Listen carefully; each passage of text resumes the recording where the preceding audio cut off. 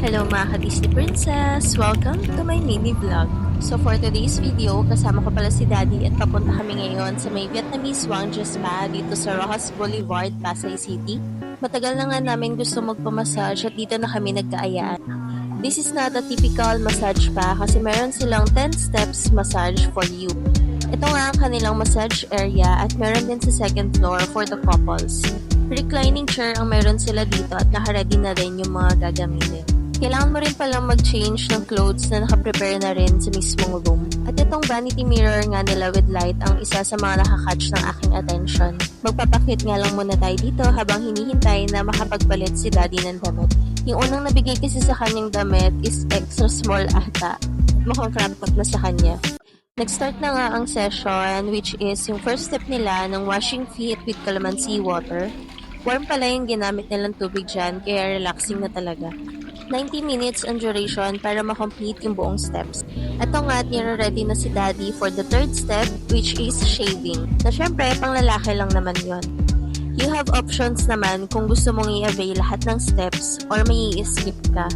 At ako naman ito ay nag-proceed na sa second step which is yung facial massage. Yung pagdampa nga lang sa akin ng warm towel is sobrang nakaka-relax na talaga.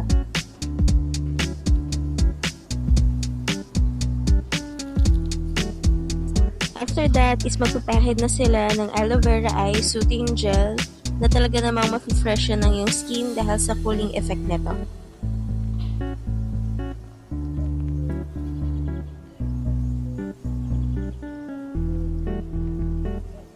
Fourth step naman is yung pack of cucumber.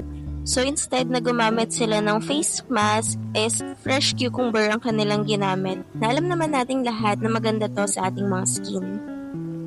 So habang nakababad ang aking face sa pack of cucumber, iniskip ko na yung step 5 na nail cleaning at nag-proceed na ako sa ear cleaning and massage.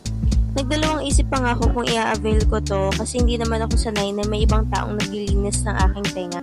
Habang nililinisan nga ako ay hindi ako na-relax kasi natakot ako na baka matusok yung tenga ko. Pero nung minamassage naman na yung aking ear, doon na ako na-relax.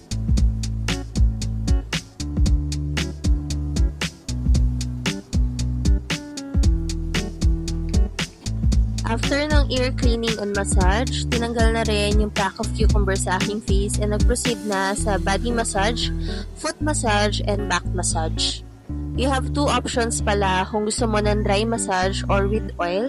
And ako, mas prefer ko yung with oil para mas smooth tsaka mainit sa pakiramdam. Soft massage nga lang ang pinili ko at itong si Daddy naman ay hard. At ayan, tinatapakan na siya nung masahista sa kanyang likod. After ko ngang maback massage, isang una na pala sila Daddy dito sa last step which is head massage with shampoo. Habang bino-voice over ko nga to, is nare-relax na rin at inaantok na ako kahit pinapanood ko pa lang. Recommendable din naman tong spa na to if you want na magkaroon ng ibang variety of massage.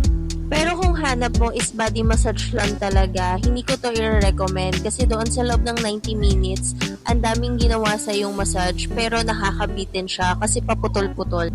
Pero pwede rin namang hindi mo na i-avail yung ibang mga steps para focus na lang doon sa body massage kasi masarap din naman silang magmasahe. After mo ma-shampoo, sila na rin na magbo-blower ng iyong buhok. After nga ni Daddy is ako naman yung nagpa-head massage kasi 3 lang yung available nila na bed for this. After ko ang ma-shampoo is 2 na silang nagtulungan na i-blower yung buhok ko dahil sa sobrang kapal, inabot kami ng 10 minutes dito bago matuyo. Overall, worth it naman yung naging experience namin dito sa Vietnamese Wangja Spa. At sa tingin ko, sulit naman yung 1,500 pesos na ibabayad mo doon sa services na mga binigay nila. After that, may offer din sila sa yung free drink, si Daddy tea ang kinuha at sa akin naman ay Minute Maid. Nakapagpalit na nga rin ako ng aking damit dyan at nag-ayos-ayos lang ng buhok.